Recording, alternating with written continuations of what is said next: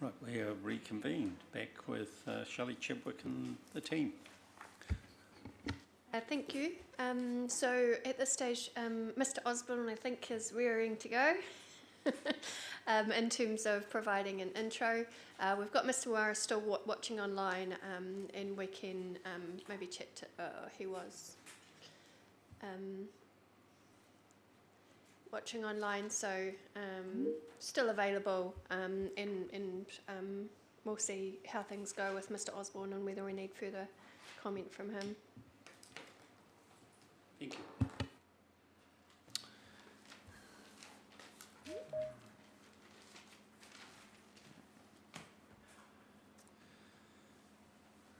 So a lot of discussion over the last day and leading into this morning as well.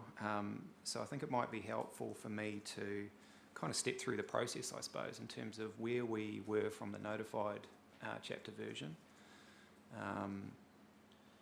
where submitters made, raised issues or concerns, opposed or supported it, and how I assess those within the 42A report to arrive at effectively the chapter that you have in front of you. And then maybe just run through how that chapter effectively is attempting to address those issues and work, in the attempt to give the hearing panel some insight, I suppose, behind how it works and how it responds to the overlays, and some confidence in terms of those provisions. In doing that, there's also the timeline around the development of that chapter and undertaking that assessment, the arrival of certain information, either through submissions, later the ES model that arrived a bit more recently, and how that could or couldn't be mapped in. So I'll touch on that as well as I go through. I think another thing to point out before I sort of step to that originally notified chapter is that the submissions that came in predominantly supported the risk-based approach, and that's encapsulated in Policy 1. So there was a very strong support for the chapter to take that approach in terms of weighing up sensitivity of activities in certain areas based on the risk of the hazard to those particular activities. Beyond that, the submissions then fell into different camps in terms of whether it was property specific or whether it was industry specific. So there was a lot of stakeholders from the infrastructure fraternity that were addressing how those natural hazard layers were interacting with their activities. The reason I outline that is because the ES submission is slightly different in that it doesn't come at that angle. It's actually looking at it more fundamentally. It's looking at it in terms of how does it align with the RPS? Is it consistent with this higher order document? Is this chapter actually aligned with that or not? And clearly ES have pointed out areas that they opposed. They didn't think it did align with the RPS policy direction.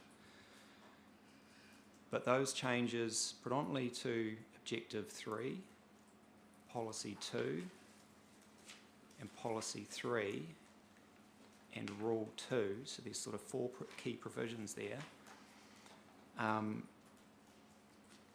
were a particular focus, and the context of ES's submission is focused around those. So it's how is it responding to the RPS? How are you providing or not for certain development in certain areas? So it's really making a submission on the fundamental policy and rule framework for this chapter.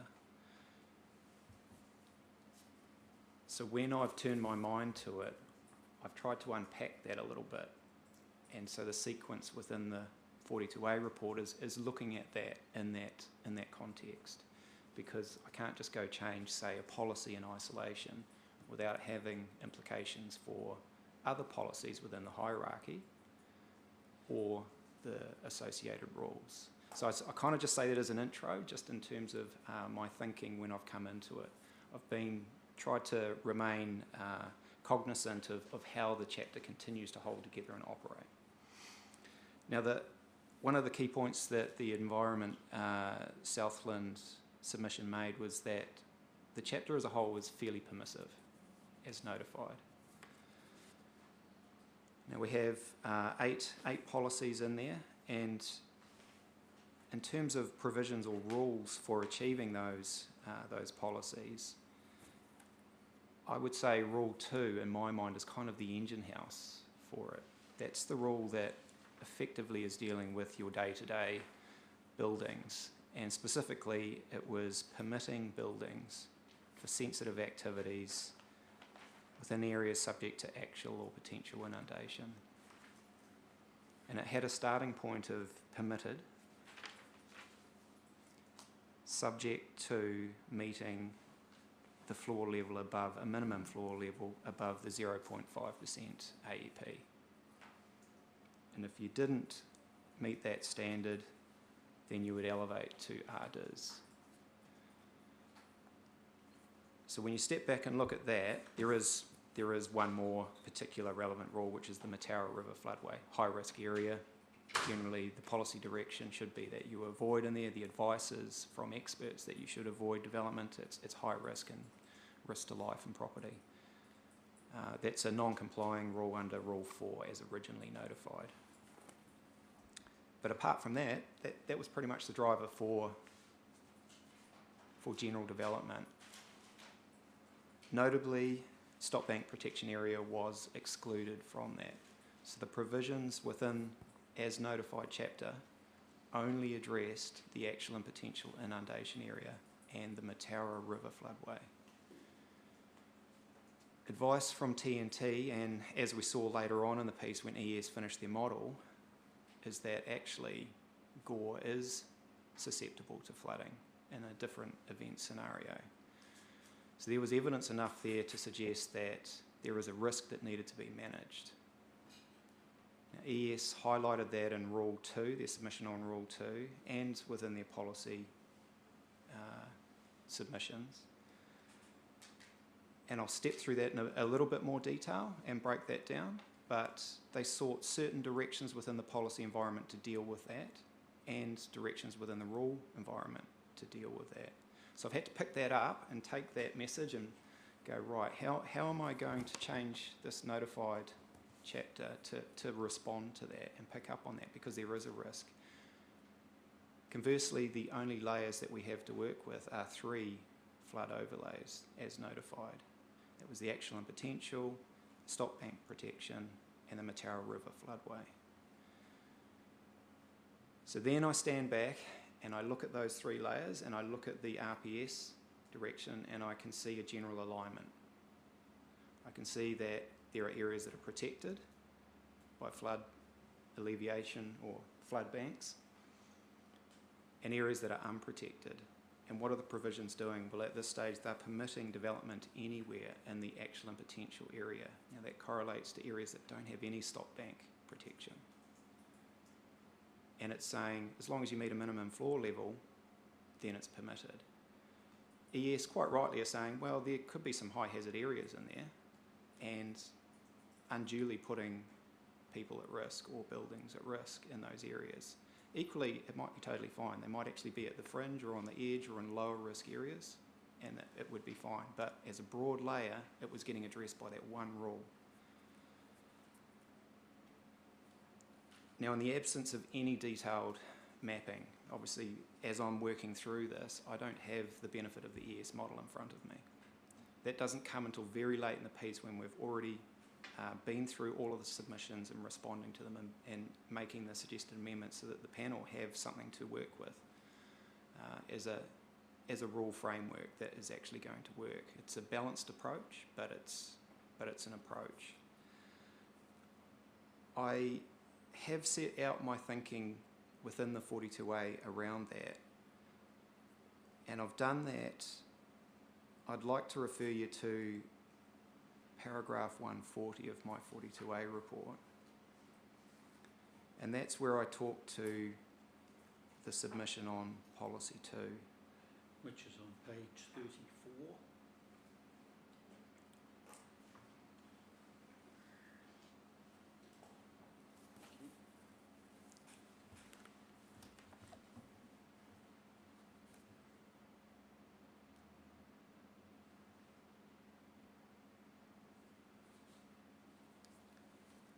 found that.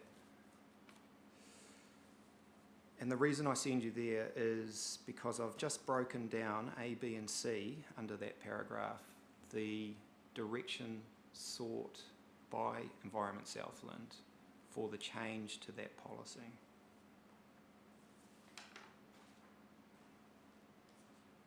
And what has been sought there is very clearly built around whether land is protected by stop banks or not, which is how the RPS addresses it within NH5 and NH6.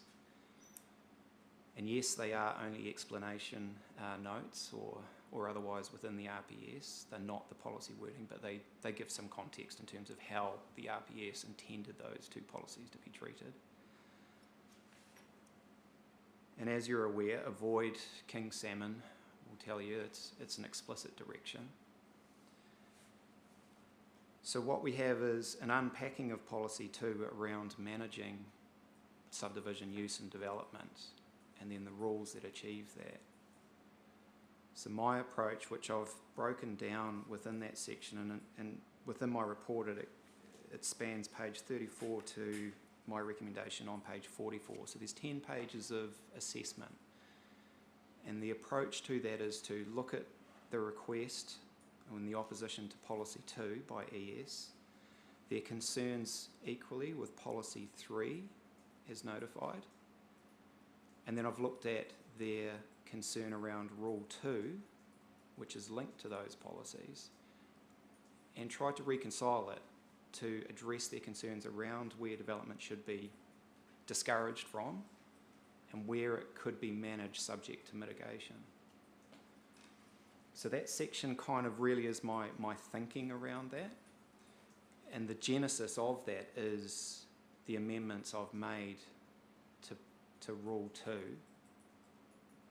and the changes to Policy 2 and 3.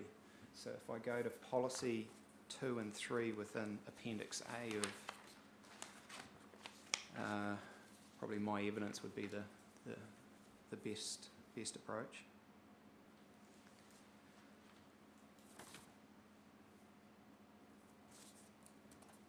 The ES submission asked for those A, B and C changes and avoid subdivision on unprotected floodplains, manage use and development on existing lots, and manage new subdivision use and development on protected floodplains. So the policies then are effectively linked to those overlays. So policy 2 was altered by striking out actual and potential and leaving stop bank. So policy 2 links directly to the stop bank protection area. Its direction is manage, which is not an avoidance policy, it's a manage, so subject to mitigation. That maps in with ES's view that in existing developed areas mitigation should be considered, and it maps into the RPS in terms of NH6, which considers protected areas mitigation can be applied. It's also requiring consideration of those 7 criteria underneath, and they are all encompassing. So you don't just have to meet one, they're an and between each of them.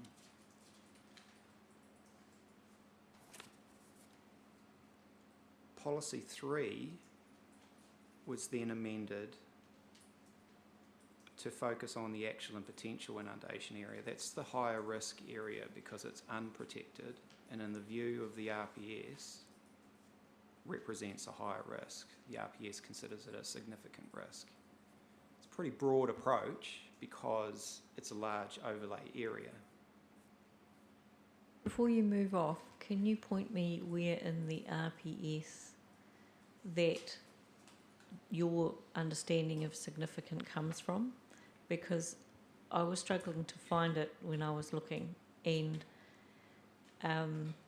so I need you to point me to that if you could now, because I think that's quite a key matter. Yeah, and I'll also point you to paragraph 158 of my 42A report where I have talked through my rationale there.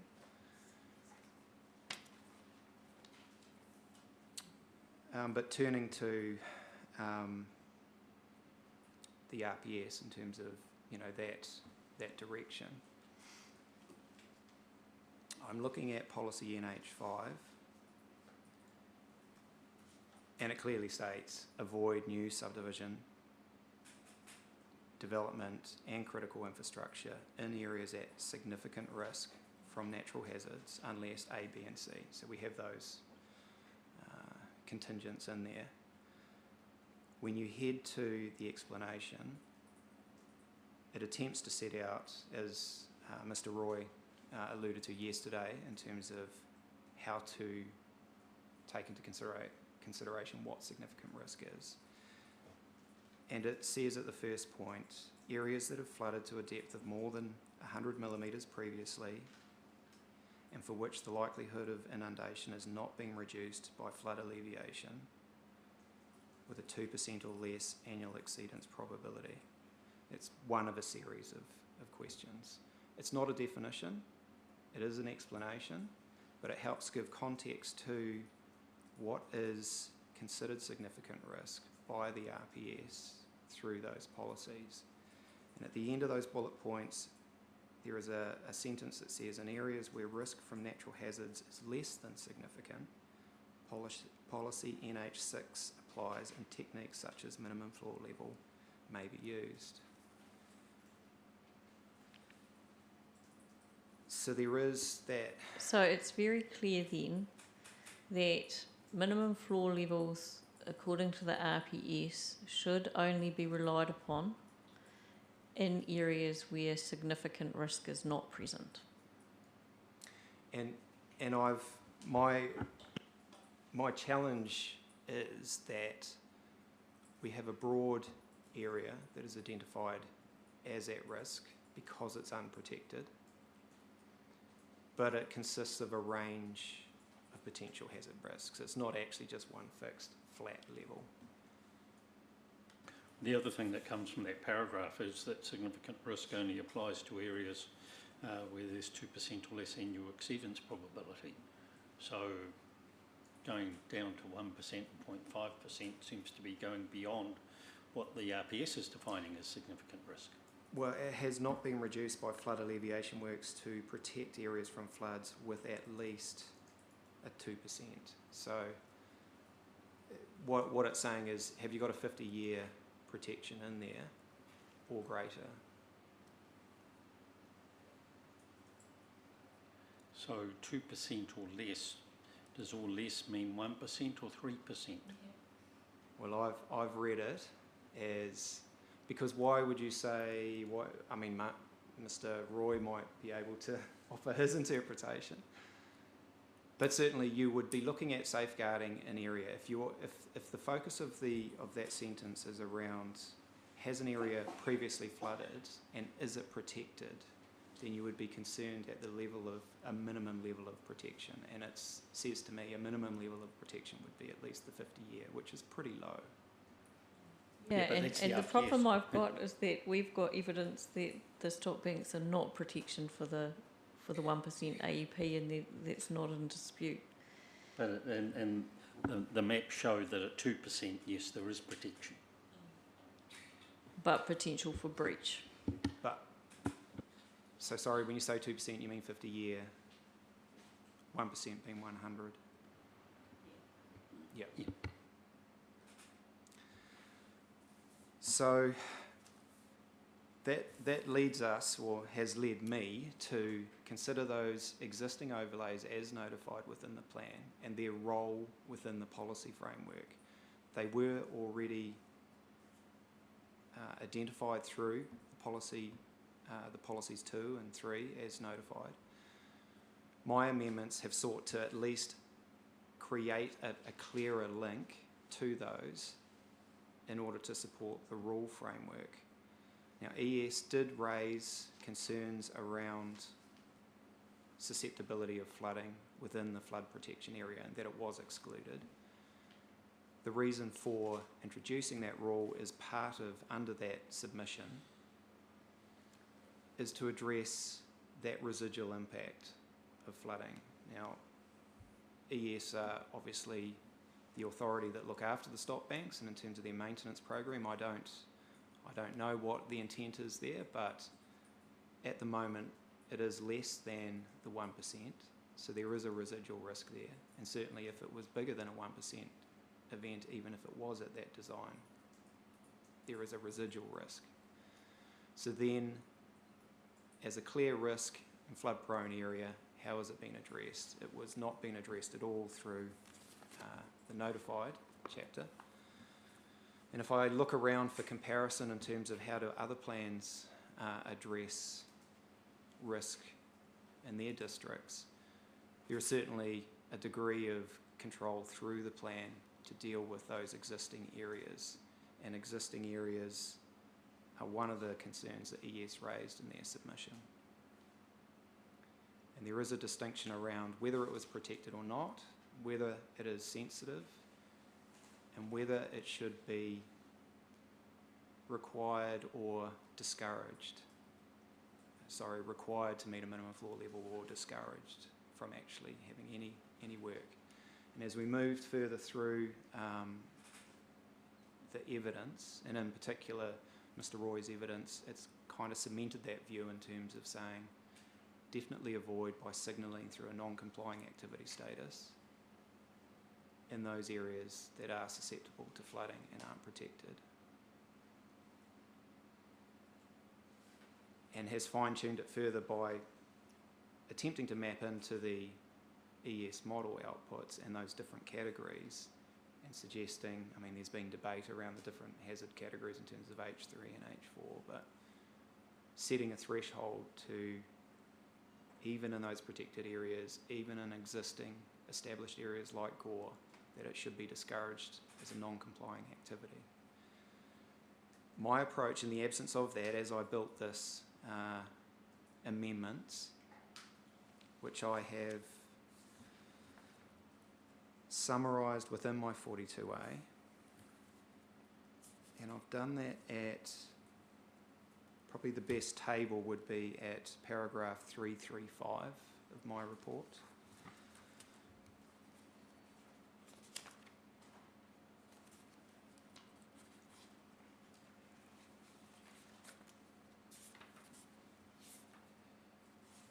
Page 75.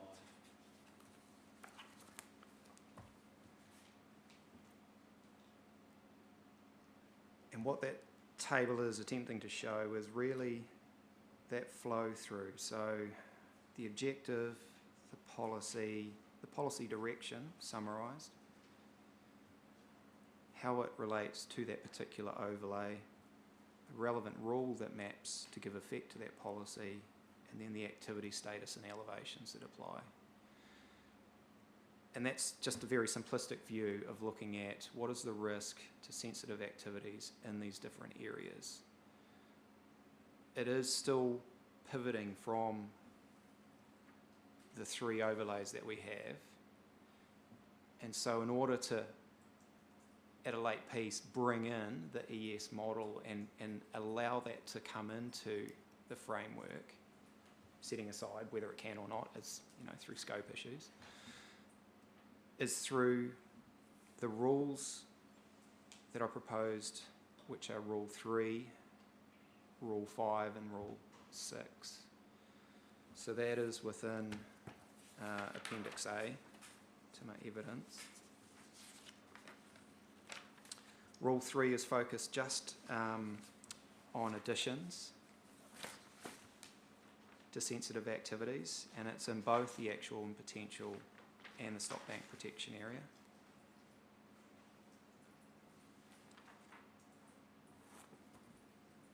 And then Rule 5 is just looking at sensitive activities within the stop bank protection area, setting a restricted discretionary starting point for those with a requirement to meet a minimum finished floor level.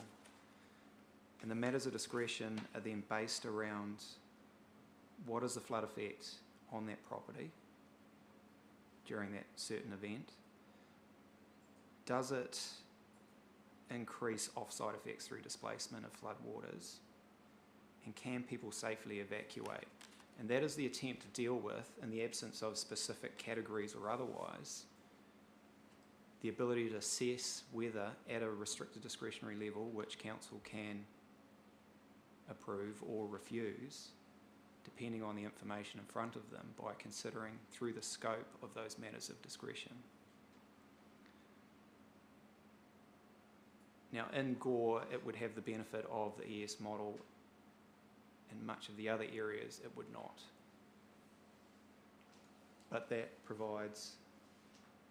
Can I just, sorry to interrupt you, Flo, I just want to say at this point, so Mr. Osborne was exploring these alternative approaches, and I was involved in conversations at that point, and the question was put to me whether or not there would be the ability for Mr. Osborne to refer to the model that ES had provided to the GDC experts at that time. And my clear advice at that time, based on dialogue between GDC and ES, where ES declined to release the maps publicly, was that Mr. Osborne could not refer to a document that was not publicly available in a Section 42A report. And my legal advice was based on the fact that all submitters needed to be able to test Mr. Osborne's position and have all of the information to do so at that time. If he had referred to a model which was inaccessible to the public in a Section 42A report, we'd be referring to some type of magic, which no one else could test and no one else could consider for the purposes of the preparations for this hearing. So I'm probably one of the reasons for the wrinkle that you're facing, but I was very concerned that Mr. Osborne not be referencing a document that wasn't publicly available. Quite understand that. Yeah. So since we are on Rule 5, would it be, do you want to stop now or do you want to keep rolling? Do you want to keep rolling? Keep rolling with your flow? Yeah, I mean, I'm almost kind of finished that. Yeah, thank you.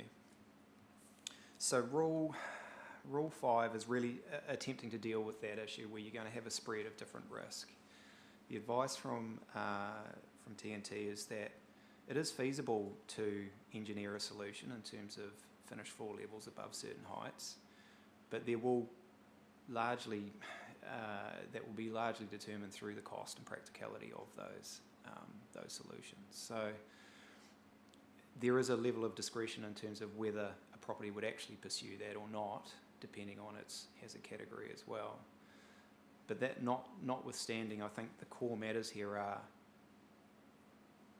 the hazard risk to a sensitive activity in terms of potential damage to a building and risk to build infrastructure, and the risk to life. So that's why the matters of discretion are looking at what is the impact, like can the building be and occupants elevated above the flood risk, but can they evacuate from that risk.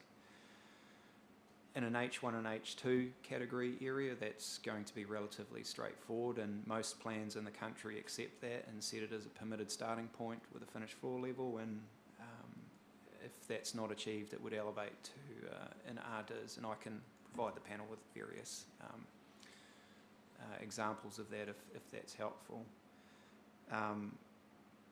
Where hazards then move into a high risk is a matter of technical direction from flood experts, and that's based on the categories, and I guess at a point where structural damage could be experienced by the building within one of those thresholds, or the risk to occupants within that area is considered too great, and so that's where those different categories come into play. How they map into the plan and get recognised is dealt with differently across the country. There's no established approach of doing that. And while the concept seems pretty simple on the face of it, the ability to introduce that into the provisions, and I can provide again examples of that occurring, is it varies. There's different approaches. But it can be complicated, and it's not something that we can just quickly whip up, and I couldn't say at this point how much effort that may or may not take, but it would certainly require a very careful view in terms of considering how long and whether that's practical and to what extent the rule framework would also increase to achieve that. And then we'd have to come back and look at it from, I guess, a natural justice perspective. Introducing this from, are there new properties, activity status is potentially changing, etc. And is there scope within the proceedings up to date? I don't know, I'm just raising that as potential things to consider. What I have done then, turning to the actual and potential inundation, which is the larger footprint and the wider area and goes well beyond the ES model, is under Rule 6, and that is a restricted discretionary starting point, which ES oppose, though they consider that to be too lenient. But that is based on further advice from TNT in terms of specific areas, and that is to deal with the opposition of any new zones or the ability for further development in that area within the ES submission. We looked at that, and I took further advice from TNT in terms of what is the threat that they could see in that area and the degree of that. And based on that, we've carved them out as a restricted discretionary starting point, still subject to the finished floor level requirement. But beyond that, the rest of the general rural zone within the actual and potential, the starting point would be non-complying. One of the areas there to consider is the effect on Mataura. The residential area in Mataura would be, depending on your view as to whether it's protected or not, would certainly be a non-complying starting point anywhere, irrespective of the fact that there are some lower category areas within that general residential area. So I've attempted to address that by recognising that through those matters of discretion, those higher risk areas could be considered. Looking at previous consenting data there, the growth is not particularly strong, the value of land is not particularly strong, the value or the interest in investment is fairly low. So the degree of growth there, based on advice both through Natalie's evidence and a review of the consenting, is that the risk is fairly low, but it is still there. And it's been addressed at this stage through the matters of discretion. But if that was considered too lenient or inappropriate, it would elevate to non-complying. Can we just have one, just pause?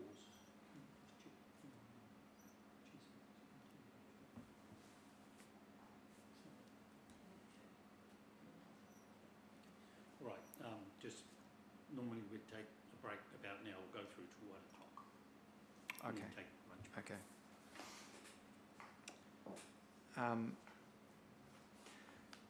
Well, there's probably, I can probably sort of wrap it up there, because I've given you an overview in terms of my thinking and how I've unpacked the submission in terms of just the fundamental policy approach, its alignment with the RPS, how I've attempted to deal with that through breaking out those rules a little bit better and focusing the matters of discretion around dealing with that varying hazard level across those layers. Mapping in the ES model and any outputs there, I've attempted to do that by adding that note to those 3 rules that I talked to, the Rule 3, Rule 5 and Rule 6, so that that gives the ability for a landowner or an applicant to seek that information in terms of what is that degree of risk in that area, and can it be effectively mitigated when that application comes in. The evidence from ES, and in particular Mr. Roy's at paragraph 53, has clarified his thinking around those activity statuses. So if we took that approach, I think it's worth highlighting that it would be restricted discretionary in H1 and H2 areas where we have that mapping just everywhere, and non-complying with an avoid approach for H3 and greater, and we have talked about whether that threshold sits at H3 or H4 or otherwise, but I think it's useful to make that there is an implication also being advanced together with the maps in terms of how they would relate to activity statuses, etc. So what I'm trying to do is say there is an approach that I've taken that seeks to amend and respond, and it does accept and agree with ES in certain areas, and I've tried to map that in as best I can. But I've also tried to balance that reasonably in terms of making sure we and future applications address that potential risk and reach to that information where they can. I'm wondering, before we ask you questions, whether it might be helpful for ES to provide any further input that may impact on both our questions and the answers that are given to save time later. Yes, certainly. The question of scope, if I could direct the panel to the Environment Southland submission. In the overview statements of the submission, You've got a number? sorry, I don't. It was Natural Hazards chapter overview comments. Effectively, what the submission says is that the Natural Hazards chapter should be drafted to take on board the 2020 GNS report titled Southland Regional Natural Hazard Provisions Review. This report identified a number of deficiencies in the current operative Gore District Plan. These deficiencies need to be incorporated into the Natural Hazards chapter of the draft district plan so that the new plan sufficiently managed natural hazard risk. So in that GNS report, which has been provided to Gore District Council as part of the review process, it identifies on page 29, it works through the provisions of the current Gore District Plan. Has the panel got access to that report? Yep.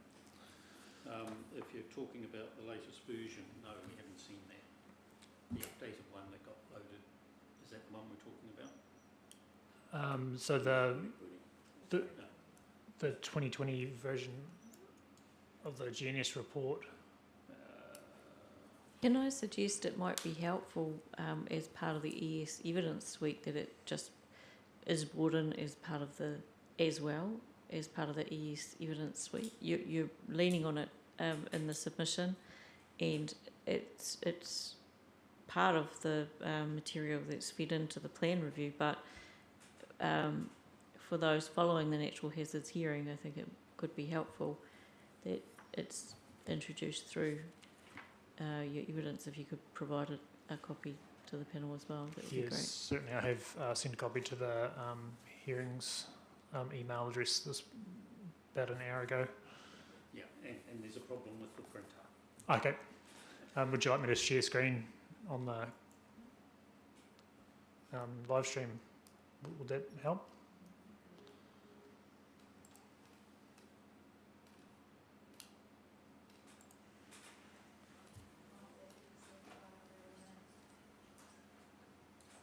We have the technology, but not the knowledge.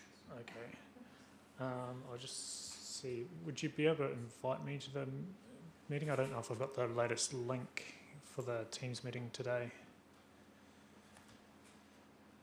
What we might do is sort that out over the Okay. lunch break. We can come back to that point.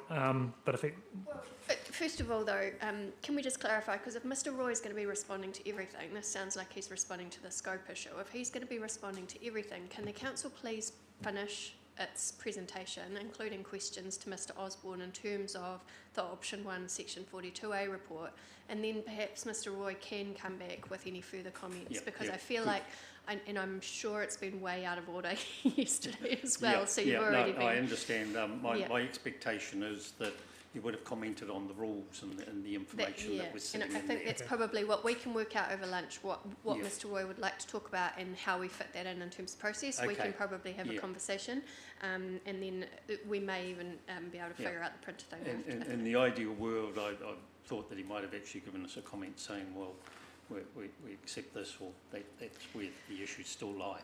So in terms of, so we know that we want to shift to questions. One suggestion I would have is that I can address the scope issue you raised with me earlier very quickly now, and then perhaps we start with questions after lunch. Okay. Or do you want to do that, and then we come back to, we'll sort out how we incorporate your comments. Over the lunchtime we'll have a direct conversation, and then we'll be ready to go for after Okay, lunch. thank you for your guidance. So in terms of the scope issue that you flagged with me, Commissioner, in terms of policy, yes, and then the corresponding rules. So I would refer, there's a very helpful table at paragraph 3335 of the 42A report, which talks about the flow-on provisions from that policy. Obviously you're nodding, so I can see that you're well versed on that. So the summary of submissions report is somewhere that I turn to frequently when considering scope of submissions, and that is also a particular material that the court will refer to when considering scope issues, because if someone's trying to get a quick understanding of what each submission point is, the summary of submissions report often gives that to them. So in terms of policy 2, there is a direct submission by Environment Southland on that, and it directly references the stock bank areas.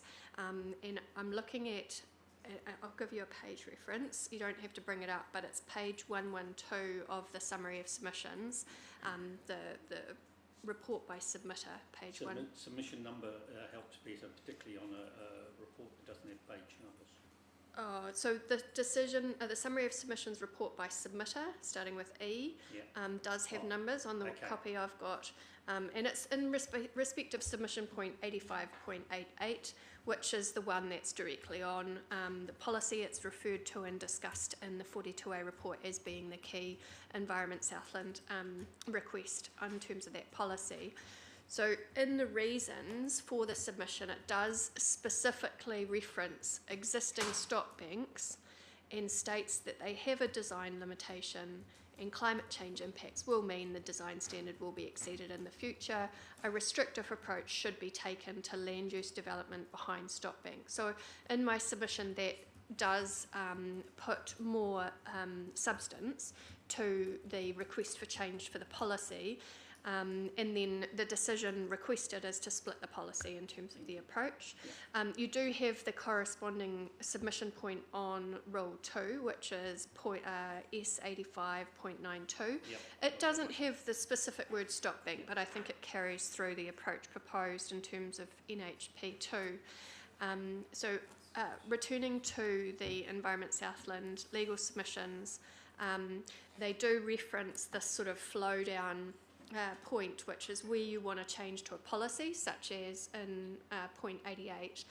There is scope for you then to make changes to implement that, and that is at the illegal submissions in paragraph 22. I don't quite agree with all of the comments in that paragraph, because to some extent it seems to suggest those flow down changes are consequential. And I don't think in this instance the flow down changes in terms of Rule 3 and 5 are so much flow down changes or consequential changes, but I do think that the two submission points made by Environment Southland do work together to provide substantive scope as well. So that would be my submission on that particular That's issue. very helpful, thank you. Cool, thank you. And it's nearly a round number, Commissioner, if you'd like to break at 12:45.